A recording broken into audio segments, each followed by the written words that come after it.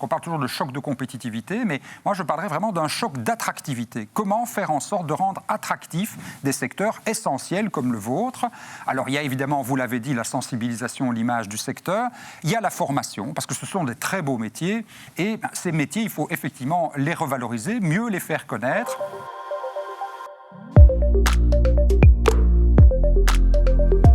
Bonjour à toutes et à tous. 2024 est une année électorale importante. La moitié de la population mondiale est appelée aux urnes. En Belgique, nous irons voter en octobre pour les élections municipales et provinciales. Mais avant cela, en juin, nous élirons de nouveaux représentants régionaux, fédéraux et européens. Pour mieux comprendre les enjeux économiques et sociaux, nous recevons dans ce studio 10 présidents de partis francophones et néerlandophones. Avec eux et en collaboration avec la Fédération des entreprises de Belgique, nous examinons quels sont les leviers à mettre en œuvre pour une Belgique prospère, stable et efficace. Aujourd'hui, pour cette dernière émission, nous accueillons Paul Magnette, le président du Parti socialiste. Avec lui, nous discutons des défis auxquels notre pays est confronté et des solutions qui peuvent être trouvées pour une Belgique plus forte. Bienvenue dans Let's Talk Elections.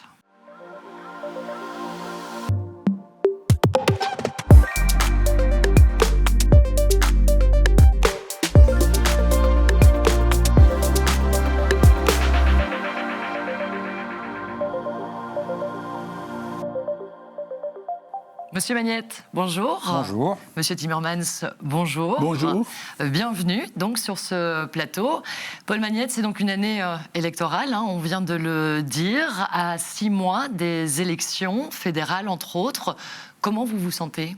Je me sens parfaitement serein, tout à fait prêt. On a travaillé depuis très longtemps à élaborer des propositions, à analyser la situation du pays et essayer de venir avec les bonnes réponses aux questions que se posent nos concitoyens.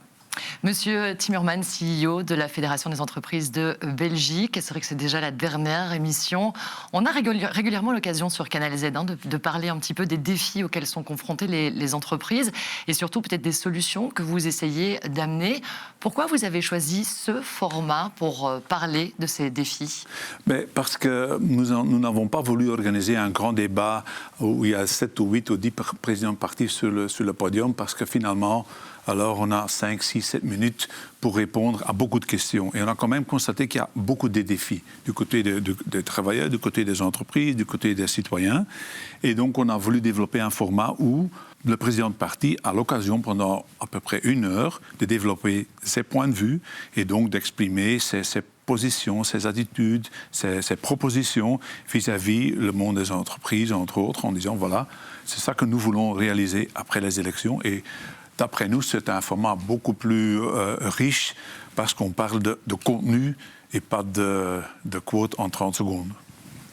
Alors, comme dans chaque émission, nous allons aborder 3 thèmes. L'un est choisi par un entrepreneur à qui nous donnons la parole. Un autre est choisi par vous, Monsieur Timmermans, pour la FEB. Donc, mais nous commençons par le choix du président Paul Magnette.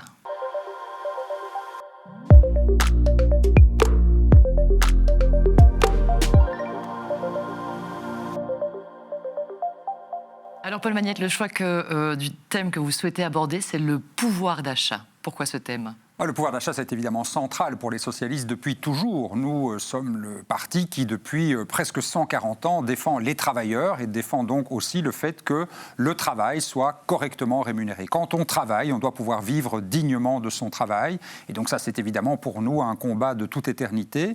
Et en plus, les salaires, le pouvoir d'achat, c'est ce qui permet d'alimenter les caisses de l'État, les caisses de la sécurité sociale, et donc de développer les services publics, la protection sociale, et d'assurer que nous ayons une vie collective qui soit une vie la plus cohérente, la plus solidaire, la plus paisible possible. Alors pour mieux comprendre vos objectifs, vous avez invité Estelle Keulemans. Elle occupera la 2e place sur la liste EPS aux élections européennes. Bonjour Madame Keulemans. Bonjour. Est-ce que vous pourriez nous expliquer quelles sont les grandes lignes en termes de pouvoir d'achat du PS ? Pas besoin évidemment de vous faire un grand secret du fait que les propositions du Parti socialiste ne sont pas du tout en phase avec celles qui sont reprises dans le mémorandum de la FEB aujourd'hui, et en particulier en ce qui concerne la suppression du mécanisme automatique d'indexation des salaires. Il faut savoir que ce mécanisme automatique d'indexation des salaires a été d'ailleurs, lors de la crise inflationniste de 2022, a été vraiment mis en avant notamment par l'OCDE et par le Premier ministre lui-même comme étant un des principaux remparts pour protéger le pouvoir d'achat des Belges. Et donc la suppression pour nous de ce mécanisme est totalement évidemment inacceptable parce que notamment ça mettrait en péril non seulement évidemment le salaire et l'évolution du salaire des travailleurs salariés, mais également l'évolution des salaires des travailleurs du secteur public pour qui c'est la seule revalorisation. La revalorisation également des allocations sociales qui en grande partie sont revalorisées aussi via ce mécanisme d'indexation automatique, mais également voilà, toute une série d'autres personnes parce qu'il faut savoir que même s'il y a une norme salariale et des possibilités de négocier dans les secteurs des revalorisations salariales, beaucoup d'autres secteurs comme les travailleurs du non-marchand, et je pense particulièrement aux femmes, aux travailleurs et travailleuses du secteur de la santé qui ont été mis beaucoup en exergue notamment de la crise du Covid, pour eux, le mécanisme d'indexation des salaires est véritablement un plus. Et d'ailleurs, il faut savoir qu'une récente étude de l'Université de Gand montre que 92,5% des travailleurs et des travailleuses tiennent au maintien de ce mécanisme. Et sinon, le Parti socialiste, par rapport au pouvoir d'achat, développe aussi d'autres propositions, notamment le maintien de ce qui a été fait comme effort par le gouvernement actuel pour notamment faciliter, en tout cas garantir l'accès aux soins de santé pour une grosse partie de la population, particulièrement la population fragilisée, maintenir évidemment une TVA à 6% sur l'énergie, mais également les tarifs sociaux particuliers, et alors en matière d'allocation sociale, continuer à revaloriser les minima sociaux, particulièrement dans les pensions, et supprimer ce qu'on appelle le statut de cohabitant, particulièrement en pension et en invalidité, qui stigmatise particulièrement les femmes. Voilà. Merci beaucoup Estelle Keulemans. Il y a évidemment un certain nombre de points sur lesquels on va pouvoir revenir. Je vous entends déjà chuchoter et réagir. Monsieur Timmermans, évidemment le pouvoir d'achat, on en parle beaucoup, c'est essentiel pour l'économie, mais c'est aussi important pour les entreprises. Comment est-ce que vous vous positionnez par rapport à ça ? Disons, pour nous, il y a 3 piliers de notre croissance économique. Il y a le pilier pouvoir d'achat, il y a le pilier investissement et il y a le pilier exportation. Et force est de constater que, et notre service d'études l'a démontré récemment, qu'on a fait beaucoup pour la consommation interne, mais on a oublié un tout petit peu la partie investissement et la partie exportation. Et donc, qu'est-ce qu'on constate ? Après un certain temps, les 2 autres piliers commencent à avoir des effets assez négatifs ou peut-être contraires à ce qu'on veut. Et alors, le pouvoir d'achat est de nouveau menacé. Et donc, cet équilibre entre ces 3 piliers qu'il faut trouver, donc ne pas oublier le pouvoir d'achat, mais non plus oublier notre industrie exportatrice. Et aujourd'hui, ce qu'on constate, qu'au sein de notre économie, l'industrie exportatrice, qui est quand même responsable pour la plus grosse partie de notre valeur ajoutée créée ici en Belgique, et donc pour notre prospérité, et donc pour notre pouvoir d'achat, et pour les recettes de l'État et de la sécurité sociale, pour le moment, vit une période assez compliquée. Et c'est pratiquement tous les 10-15 ans qu'il y a besoin d'une certaine intervention, non voulue, mais imposée presque, par la situation économique qu'on risque d'avoir. Et donc, notre crainte pour le moment, c'est qu'on mise beaucoup sur le pouvoir d'achat et on oublie un petit peu les 2 autres. Alors, M. Timmermans et la FEB, depuis 30 ans, nous tiennent le même discours que la compétitivité, ceci, cela, les salaires sont trop élevés en Belgique. Eh bien, moi, j'ai pris les chiffres. Ce n'est pas les miens, c'est les chiffres de la Banque nationale. Je sais que vous aimez les chiffres, vous en mettez beaucoup dans vos rapports. Ça, c'est les chiffres de la Banque nationale qui montrent l'évolution des salaires en Belgique comparés avec les pays voisins. C'est la fameuse loi de 96 sur la négociation salariale. Qu'est-ce qu'on voit ? C'est vrai que la Belgique, en 96, quand on a pris cette loi, les salaires étaient plus élevés qu'aux Pays-Bas, en Allemagne et en France. Et ça posait des problèmes de concurrence avec les pays voisins. Mais depuis lors, vous voyez que la courbe là, aujourd'hui, en Belgique, eh bien, on est non seulement au même niveau que les pays voisins, mais on est même un petit peu en dessous, malgré l'indexation automatique des salaires. Autre chiffre qui va vous intéresser, et qui, moi, m'intéresse beaucoup, c'est l'évolution de la marge brute des entreprises sur les 10 dernières années. Les marges que font les entreprises sur les 10 dernières années, elles sont passées, on le voit ici, de 39 à 44%. Elles ont été en hausse tout le temps. Donc quand on nous dit on n'a pas des marges pour augmenter les salaires, eh bien c'est faux.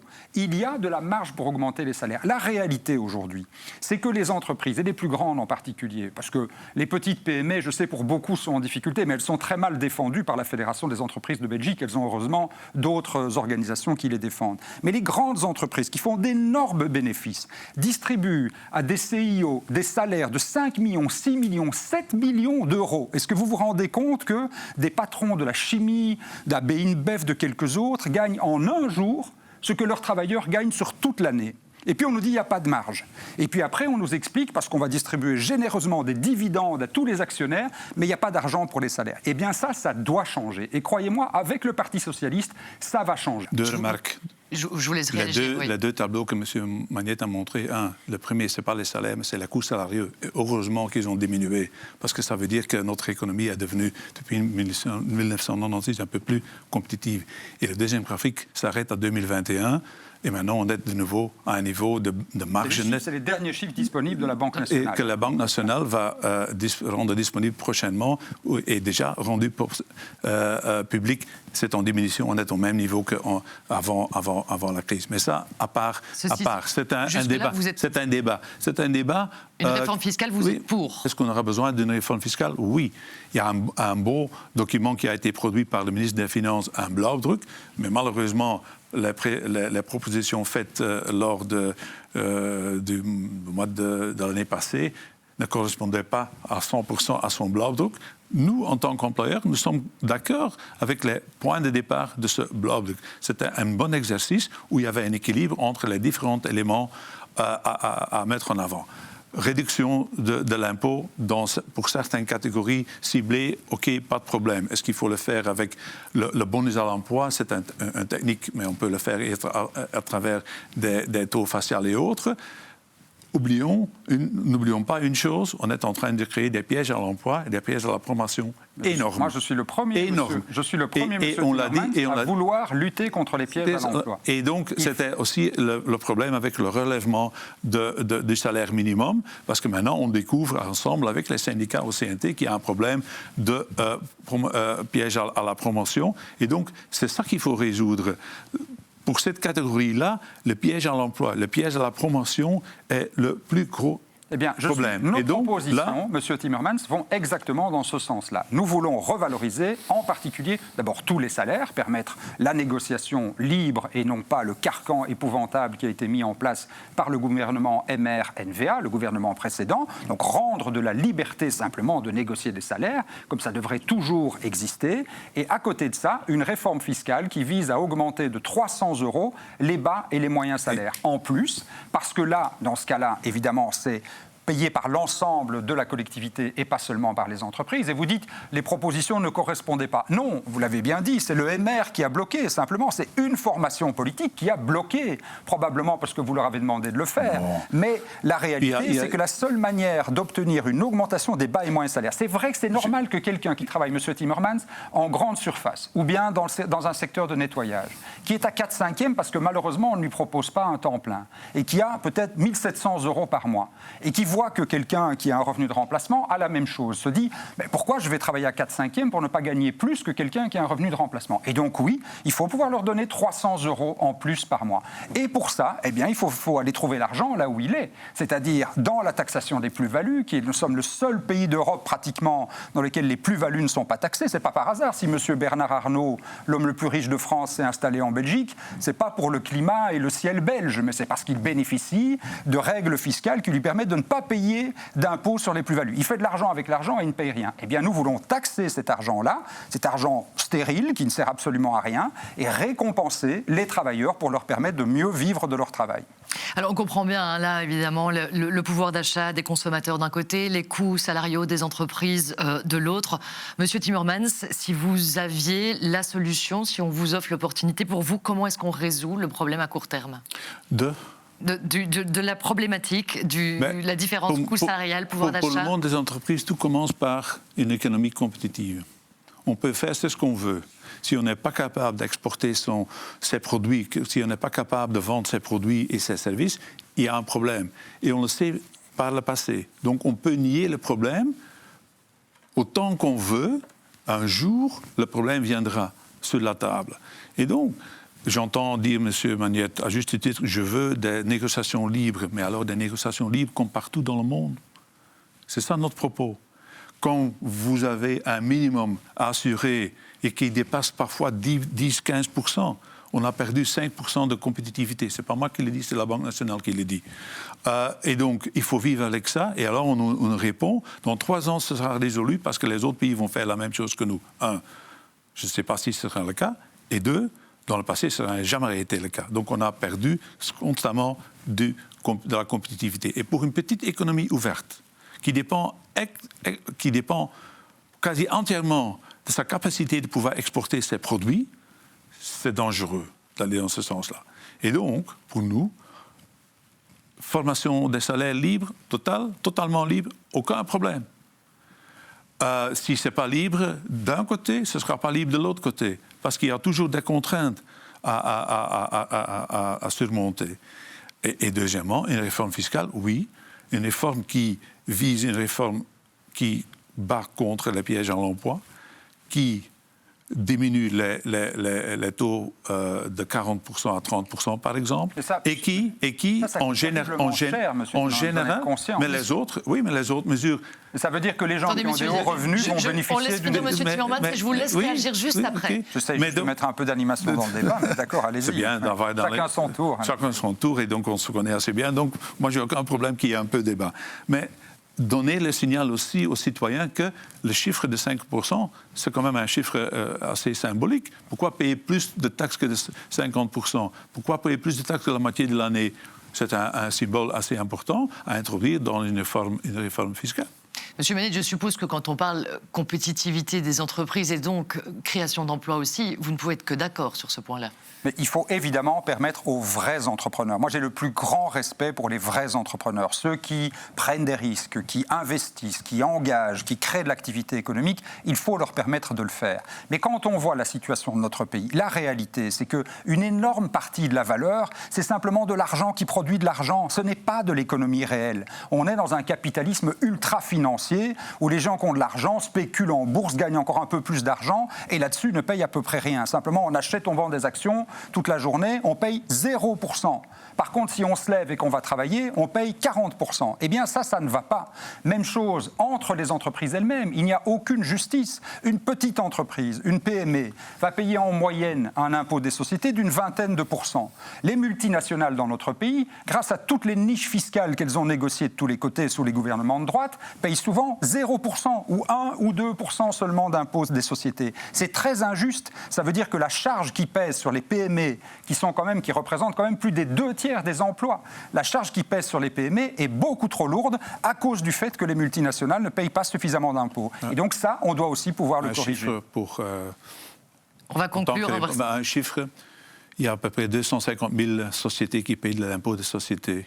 Alors on comprend bien que... Les 2000 plus grandes entreprises payent 60% de recettes de l'impôt. Ça, c'est parce que vous défendez que les plus grands, mais vous devriez défendre aussi. C'est un dossier sur lequel on aura du mal à vous mettre d'accord aujourd'hui. Quand vous dites qu'ils ne payent pas d'impôts, ce n'est pas juste. 60% des 18 milliards vous voulez de l'impôt. Voir combien AB InBev ou combien d'autres entreprises qui payent et la cotisation qui paye. Qu'on puisse clôturer ce premier thème. On pourra rester là toute la journée et en parler. Et peut-être même arriver à se mettre d'accord, qui sait. Mais là, il est temps de passer au thème suivant.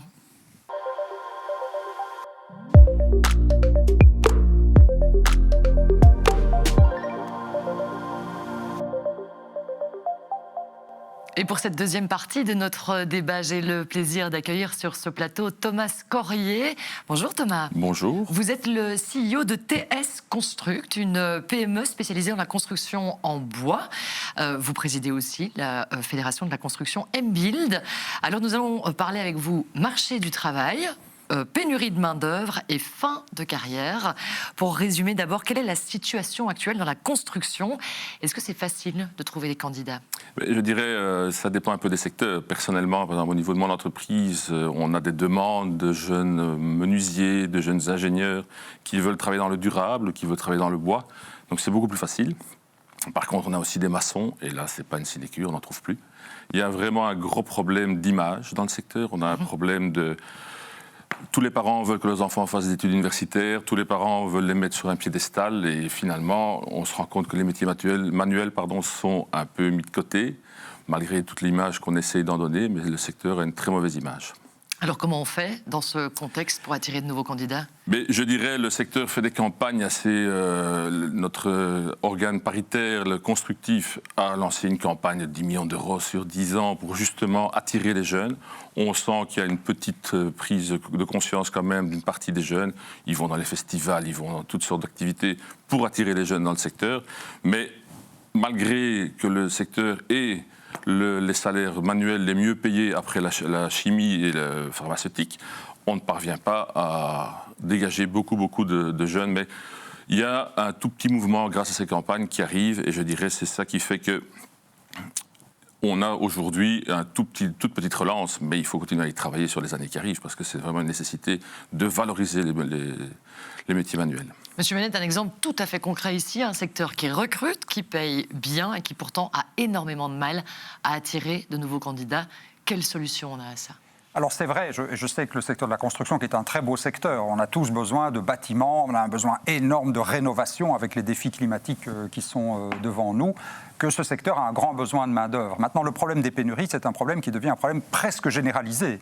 Quand je vois la liste des métiers en pénurie qui est dressée par le Forum ou par Actiris, j'ai parfois envie de leur dire, fais plutôt la liste des métiers qui ne sont pas en pénurie, ça ira plus vite. Parce qu'on s'aperçoit que bien sûr dans la construction, mais dans tous les secteurs liés à la santé, dans beaucoup de secteurs liés au travail social, les métiers de l'informatique, enfin énormément de secteurs ont un problème de pénurie. C'est lié tout simplement au fait que le chômage a beaucoup diminué ces dernières années. Et donc moins il y a de chômage, moins il y a de personnes disponibles sur le marché du travail. Mais ce qui est très inquiétant, c'est que si le chômage diminue, par contre, on voit d'autres formes d'inactivité qui augmentent. Et ce qui est le fait qui, moi, m'inquiète beaucoup et qui est en lien avec les pénuries, et notamment dans votre secteur, c'est l'explosion des maladies professionnelles et de l'invalidité. Le nombre de personnes qui sont en maladie et invalidité a doublé les 10 dernières années. Et donc, on observe qu'il y a certes une baisse du chômage, mais il y a une augmentation des autres dépenses sociales. Ce qui veut dire qu'au total, eh bien, on ne fait pas d'économie.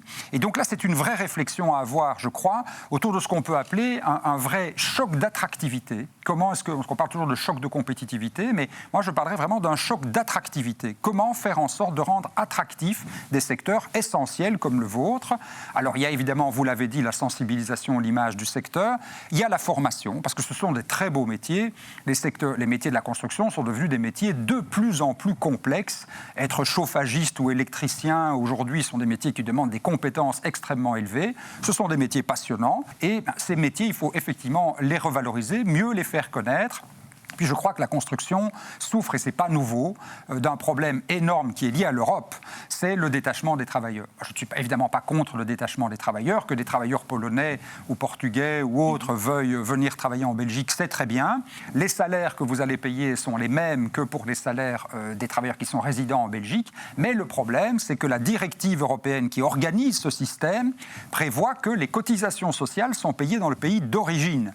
Et donc évidemment, si vous avez des travailleurs qui viennent de pays dans lequel il y a un système de protection sociale beaucoup moins développé que chez nous, eh bien ça coûte beaucoup moins cher à l'employeur. Et donc on a créé en fait nous-mêmes, d'une certaine manière, une terrible concurrence entre les travailleurs eux-mêmes, et on fait en sorte que, oui, si ça vous coûte plusieurs centaines d'euros en moins tous les mois d'engager quelqu'un qui vient de Pologne plutôt que d'ici, eh bien on entretient d'une certaine manière la spirale négative et la spirale des pénuries. Et ça, je crois que c'est un combat européen qu'on doit continuer à mener. De votre côté, Monsieur Timmermans, vous pensez que du côté du Forum, du VDAB, d'Actiris, il y a beaucoup de choses à faire pour activer et recruter? Notre approche se résume en trois étapes, pour le dire ainsi. L'étape, je dirais, activation et formation au niveau du Forum, Actiris et en Vlaandre, le VDAB. Il faut bien se rendre compte que ces trois organismes ensemble occupent plus de 10 000 personnes. Donc, ça veut dire qu'il y a suffisamment, à mon avis, de ressources pour vraiment mener une bonne politique de formation et d'accompagnement, et de préférence encore en collaboration avec le secteur, par exemple, de l'intérim, quand même un tremplin vers l'emploi. Une partie. Deuxième partie, M. Magnette a tout à fait raison, dans le temps, on a vu un déplacement du chômage vers la maladie de longue durée. Et là, une approche où tous les acteurs doivent être présents, que ce soit l'employeur, que ce soit le travailleur même, mais aussi les mutuelles et aussi les médecins.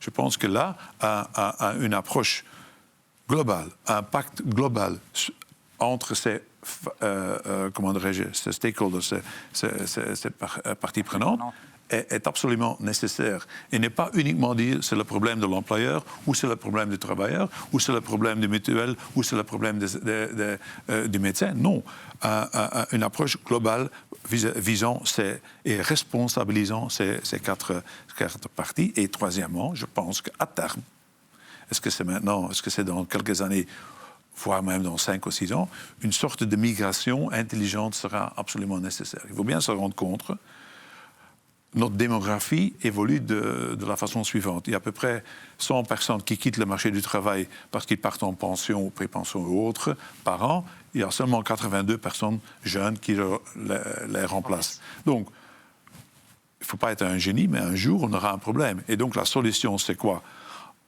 La digitalisation, remplacer des gens par des robots, des machines, c'est une manière de le faire, mais alors ça veut dire que ça aura un impact sur le fonctionnement de l'entreprise et sur les personnes qui sont au travail, parce qu'une machine, ça tourne et ça tourne et ça tourne, et l'employé ou l'ouvrier ou l'ouvrière doit un peu suivre la machine, et ça devrait être l'inverse. Et donc, je pense que nous pensons qu'à terme, nous serons obligés de s'organiser vis-à-vis de ce que nous appelons une migration intelligente, ne pas la migration de la porte ouverte, mais un peu s'inspirer de ce qui se passe peut-être avec les cartes bleues et autres dans d'autres pays. Alors on aura l'occasion de revenir et sur la digitalisation et sur les malades de longue durée, mais avant, Thomas Scorier, j'aurais voulu parler un petit peu de la problématique des fins de carrière aussi, oui, dans le secteur de la construction. Et justement, ces maladies de longue durée, est-ce que la pénibilité du secteur joue dans ces deux cas-là ? Mais je dirais que la pénibilité diminue depuis quelques années de façon drastique. Le métier devient moins pénible, quoi qu'il arrive. On industrialise beaucoup plus. On a beaucoup plus de moyens technologiques et techniques. Un bête exemple, c'est le sac de ciment qui est passé de 50 à 25 kilos pour que les ouvriers aient plus facile à le porter. Ça existe depuis très longtemps, donc je dirais que ce n'est pas ça qui a changé drastiquement ces dernières années. Mais l'industrialisation, la préfabrication, on va vers un secteur beaucoup mieux adapté. Et on le voit aussi au niveau des accidents de travail, c'est très important qu'il y ait moins d'accidents. On se rend compte qu'on a eu une diminution l'année passée de 14% des accidents qui demandaient un jour d'invalidité, enfin de congé de maladie ou de congé à cause de cet accident, donc 14% diminution. Au niveau des malades longue durée, on est occupé en négociation au niveau sectoriel pour justement créer des job coachs qui pourraient reclasser les gens en fin de carrière, qui sont fatigués, qui sont vieux, mais qui ont de l'expérience. Des gens de 55 ans, c'est des jeunes, mais c'est des jeunes qui, dans notre métier, sont bien usés souvent, mais qui ont toute une pratique professionnelle qu'on peut réutiliser, mais peut-être pas dans la PME de 5 personnes, peut-être dans une autre entreprise qui aura besoin d'un formateur. Donc là, on peut les envoyer vers un autre secteur et on en discute avec les syndicats en interne. Il y a un groupe de travail qui a été formé au niveau du secteur pour justement, parce que ça intéresse les employeurs de garder ces gens. Nous, on a encore besoin de gens qualifiés pour former les jeunes. Donc on en a besoin, on voudrait les garder, donc utilisons-les d'une façon cohérente. Et ça, c'est une des activités. Par contre, je voudrais revenir à l'avenir. L'avenir de la construction, je pense que c'est le modulaire, c'est l'hors-site. Donc il faut savoir que dans les pays de Suède, Norvège, pays du Nord, le hors-site existe déjà depuis 12 ans et on a mis les gens dans les usines. Entre autres, par exemple, un bête exemple, c'est Ikea, a une usine en Suède qui sort un module de pièces, ça veut dire c'est 8 sur 4, 30 mètres carrés, toutes les demi-heures. Toutes les demi-heures, il y a un module fini qui sort, qui servira à être posé dans un immeuble, un appartement, dans une maison mixte, dans un home. Donc il y a des modules et le modulaire, c'est l'avenir. Dans cette usine travaillent 50% de femmes. 50% des ouvriers sont des femmes. Donc on attire aussi d'autres personnalités parce que, un, on est à l'abri, deux, dans des meilleures conditions. On sait qu'en usine, on peut créer des robots, on peut mettre ce qu'il faut pour que l'État monte. Et on regarde aussi que la productivité est passée de 20 à 80%. Si la productivité augmente, les prix peuvent diminuer parce que les employeurs ne demandent pas d'avoir des marches mirobolantes. C'est pas ça le but. Aujourd'hui, on va vers un problème de logement. Ça, c'est une solution pour la pénibilité, pour les accidents de travail, pour garder les gens plus longtemps au travail. C'est tout un secteur qui doit évoluer dans cette direction-là. Ça commence à bouger en Belgique, mais il y a des précurseurs dans les pays du Nord. Il faut bien regarder un peu ce qui se fait en Europe. Il y a d'autres pays qui sont beaucoup plus loin que nous. Je suppose, Paul Magnette, que ce genre d'initiative, vous ne pouvez que les encourager. Je trouve ça formidable. C'est toujours bien de voir des entrepreneurs passionnés, passionnants comme vous, et qui sont conscients de la pénibilité du travail. Parce que c'est vrai que, historiquement, le secteur de la construction est un des secteurs les plus lourds. Il faut travailler dehors, par tous les temps, porter des charges lourdes. Les risques d'accident sont par nature plus importants que si on est dans un bureau devant un ordinateur. Donc oui, c'est un secteur dans lequel de très gros efforts ont été faits pour améliorer les conditions de travail, il faut le reconnaître. Il y a encore moyen de le faire. Je trouve l'approche que vous évoquez vraiment très intéressante. Il ne faut pas voir la machine comme étant toujours un adversaire de l'emploi. Au contraire, une bonne machine peut faire en sorte qu'on rende l'emploi moins lourd pour le travailleur, qu'on puisse déplacer des poids sans devoir les porter soi-même et qu'on puisse utiliser toute une série de techniques, travailler à préparer une série d'étages dans un bâtiment pour ne pas devoir travailler dehors et ne pas être victime des intempéries, sont des éléments qui sont des éléments évidemment extrêmement importants. Moi, j'aurais quand même vraiment insisté aussi sur la nécessité de l'aménagement des fins de carrière, vous l'avez évoqué.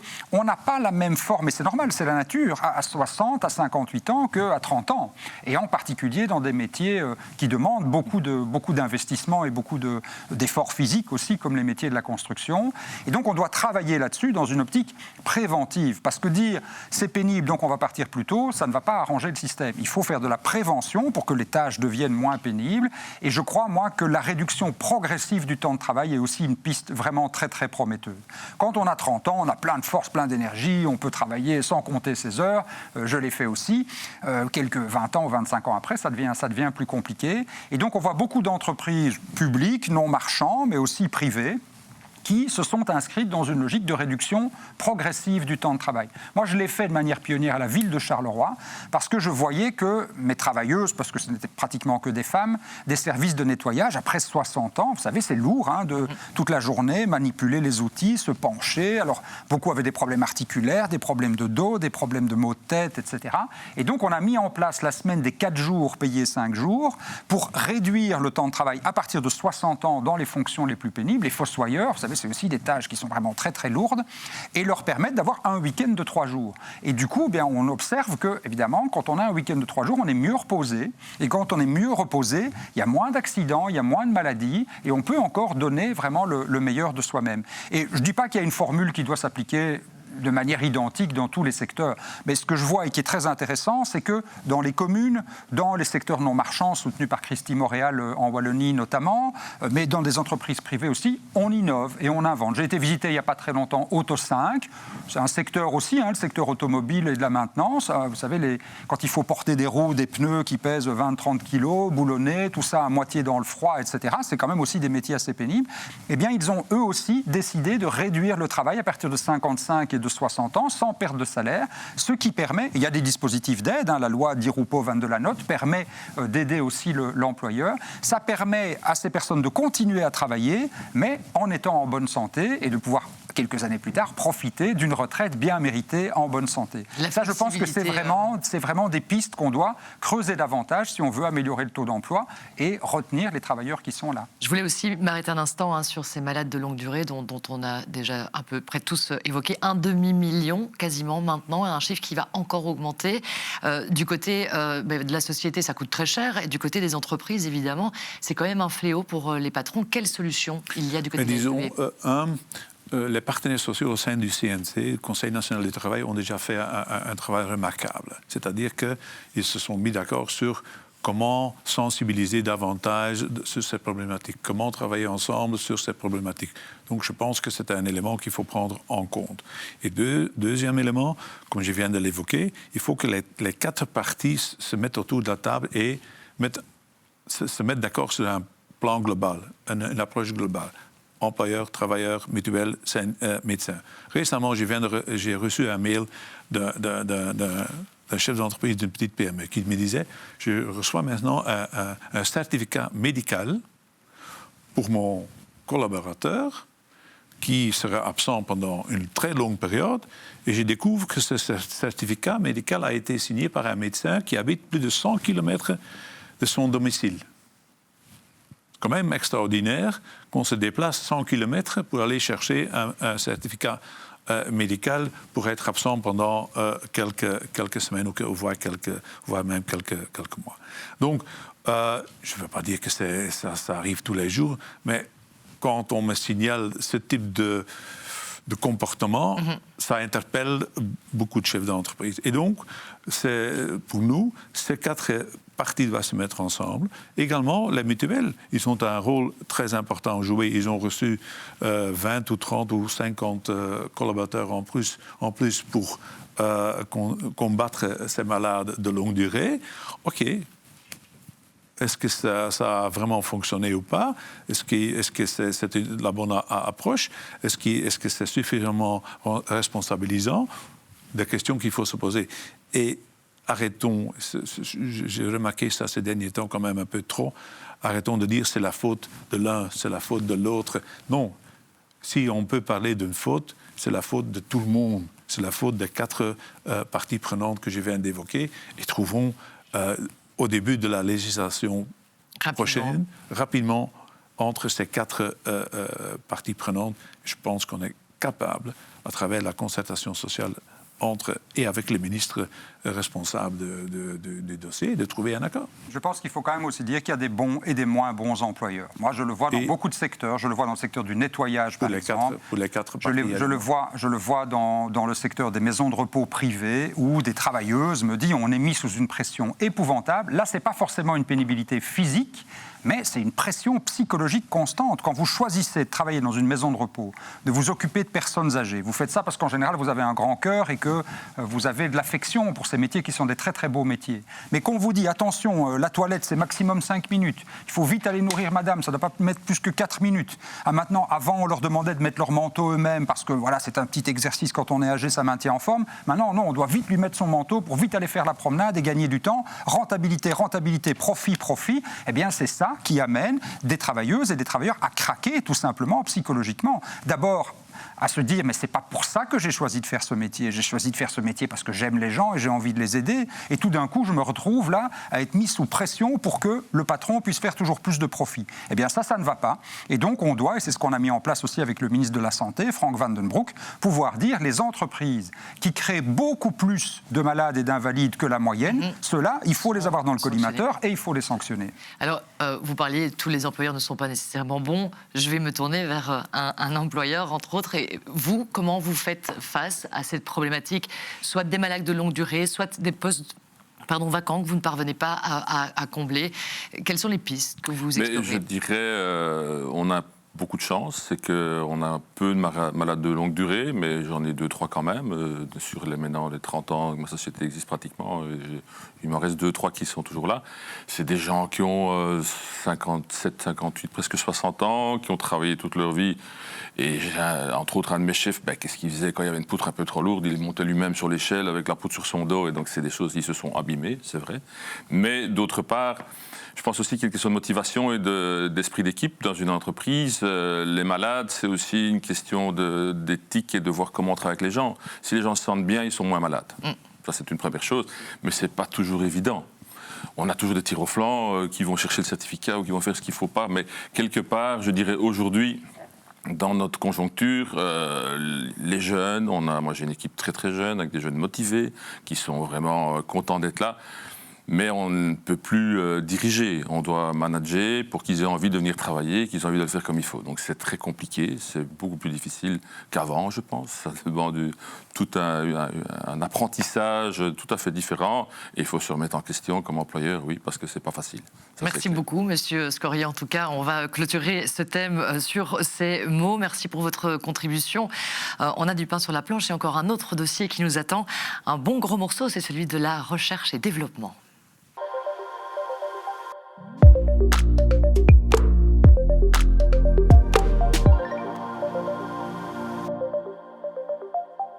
Au cours de la dernière décennie, la Belgique a investi énormément dans la recherche et développement.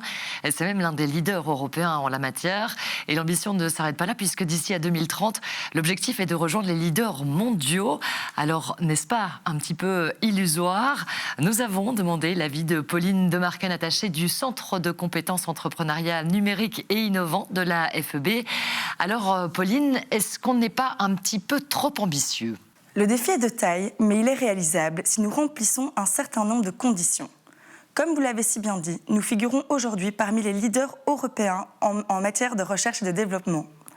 En 2023, nous investissons presque 3,5% de notre PIB dans la R&D. Nous devons oser être ambitieux et viser les 4%. Le maintien des mesures fiscales favorables actuelles est par ailleurs crucial pour se hisser au premier rang mondial. Modifier ce cadre fiscal créerait beaucoup d'incertitudes et affecterait indirectement notre position concurrentielle. Parallèlement, il est essentiel de renforcer la coopération entre les différents acteurs de la R&D dans notre pays. Pensez aux universités, aux centres de recherche et aux entreprises. Mener ces concertations régulières entre les instances fédérales et régionales est indispensable pour identifier et exploiter les possibilités de coopération et les synergies. Enfin, nous devons essayer de relever le niveau des acquis d'apprentissage en baisse dans l'enseignement, en offrant une formation de haute qualité adaptée aux besoins du marché du travail. De plus, si nous pouvons encourager les filières STEAM, par exemple en réduisant les minervales dans l'enseignement supérieur, pour ce genre de formation, nous franchirons déjà une belle étape. Alors je suppose, Monsieur Timmermans, que quand vous entendez Pauline Demarken, vous êtes satisfait. Être parmi les leaders européens en termes de recherche et développement, c'est quand même bon pour nos entreprises. Moi, je préfère être de loin leader au niveau de recherche et développement que leader au niveau d'impôts. Blague à part, mais nous sommes vraiment très contents parce qu'il y a 10 ans, la Belgique se trouvait à la moyenne de l'Union européenne. Aujourd'hui, notre pays figure parmi le top 2, le top 3.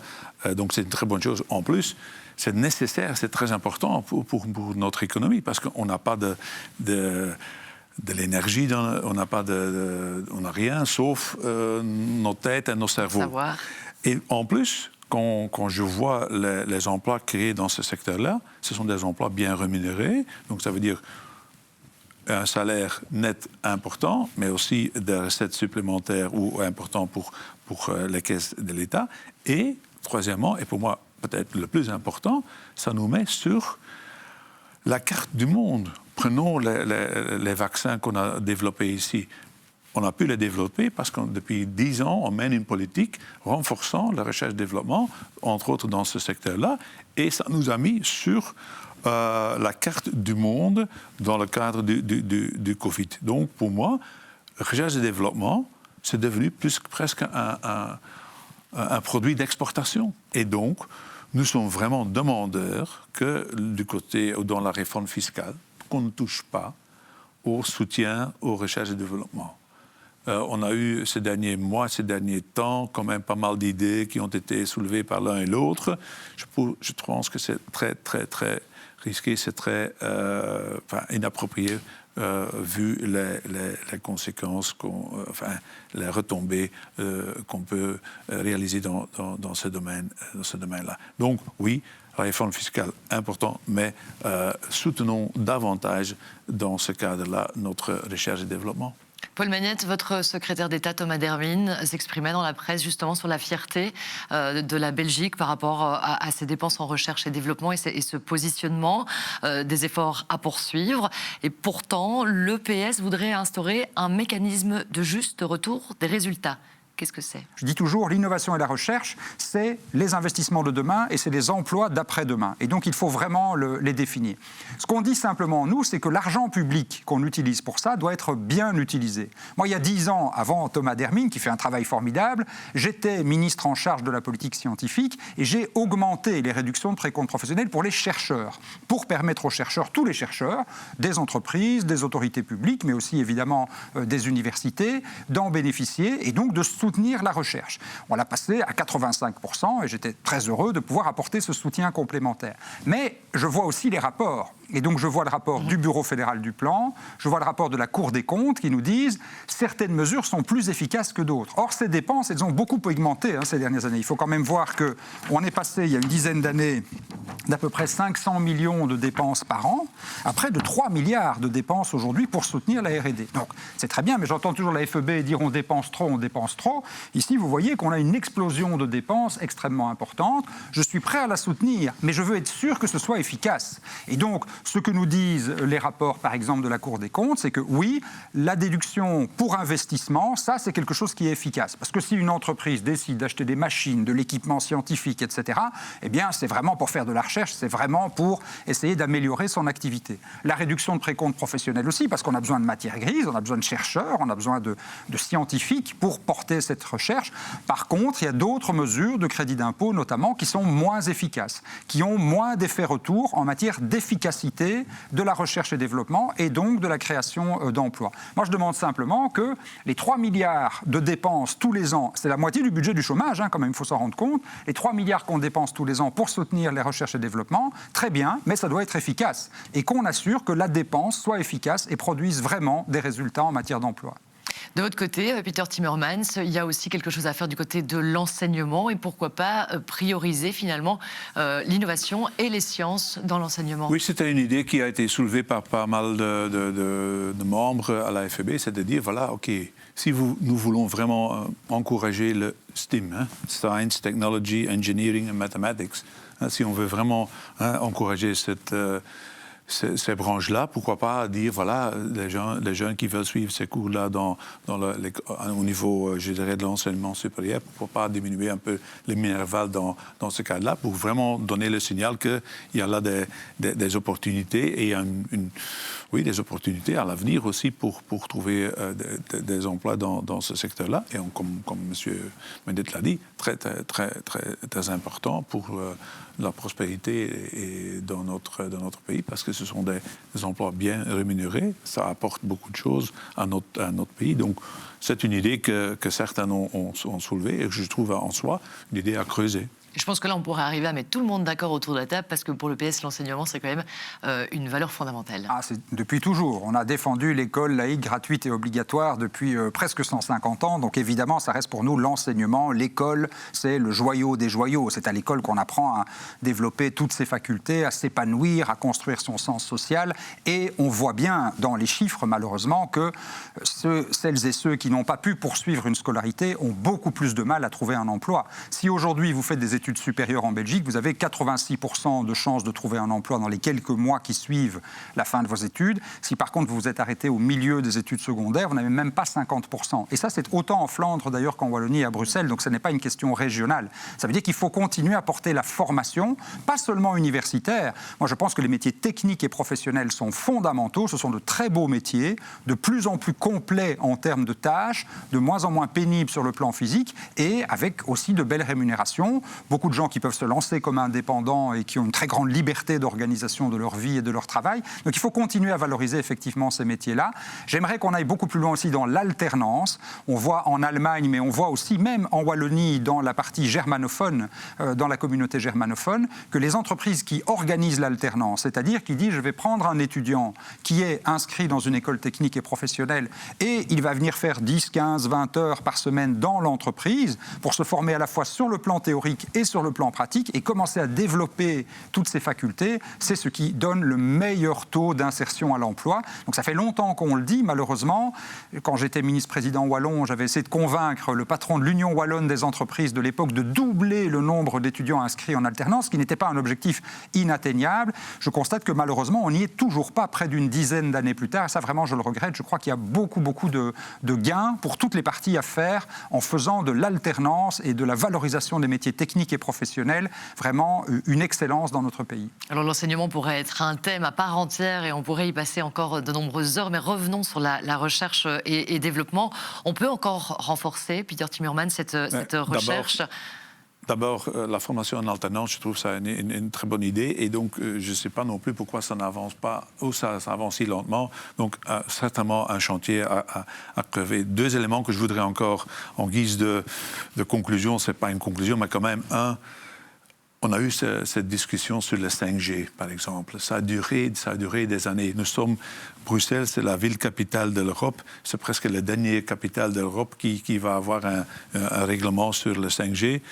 Prochainement, on débattra du 6G. J'espère vraiment que ça va aller un peu plus vite en Belgique. C'est aussi de l'innovation, c'est aussi de la recherche et développement. Et deuxième élément, on a beaucoup de centres de recherche, on a beaucoup de pôles de compétitivité, on a beaucoup de clusters en Flandre. Enfin, il existe énormément au niveau de la recherche et développement, un peu plus de coordination. Récemment, j'ai rencontré quelqu'un de l'IMEC, un centre de recherche, je dirais, très reconnu ou très connu en Flandre et dans le reste du monde, mais apparemment peu ou pas connu en Wallonie.